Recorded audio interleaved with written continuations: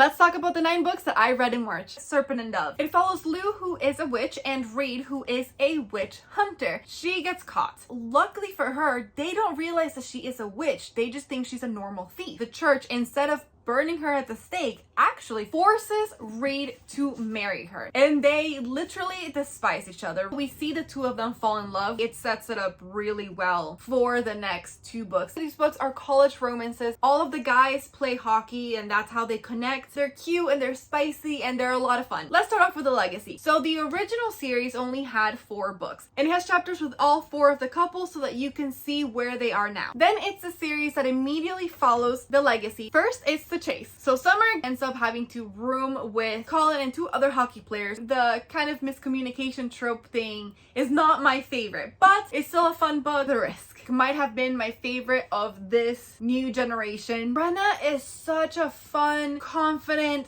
sexy girl. They're not supposed to be together because Jake is in the opposing team. Sexy everywhere. The play, essentially he has decided that he has to be celibate so he can only focus on hockey. Her and Hunter's friendship is growing. But then she decides that she would really like a rebound. I did sometimes feel like it was a little pushy when this man said that he didn't want to do something. But overall, I really enjoyed Hunter and Demi as characters. The Dare. So essentially Taylor doesn't feel like she's very pretty because she's not as thin as the other girls, especially in her sorority. And she gets dared to ask Connor if they want to hook up. And to her surprise, he's like, yeah. And thus start this whole fake relationship thing. There was a miscommunication trope and it was used twice. So I really enjoyed the book, but also I did get a little frustrating at times. Last one is Charlie's Method. This is a throuple. Charlie is such a fun and complex character, but I also felt she was a bit of a male fantasy type of girl. I felt Will and Beckett's relationship or friendship wasn't really explored as much. I think I was just kind of left with like who they were as people outside of like their relationship with Charlie. It was a good book. It was fun to read. I just had high expectations. Legendborn and Bloodmarked. These are contemporary paranormal fantasy. They're upper YA. I had read Legendborn before. There's a secret society of people who can do magic and they're descendants of King Arthur and his original court. This book is extremely well written. The characters are very fleshed out. There is so much world building. Bria is a very interesting character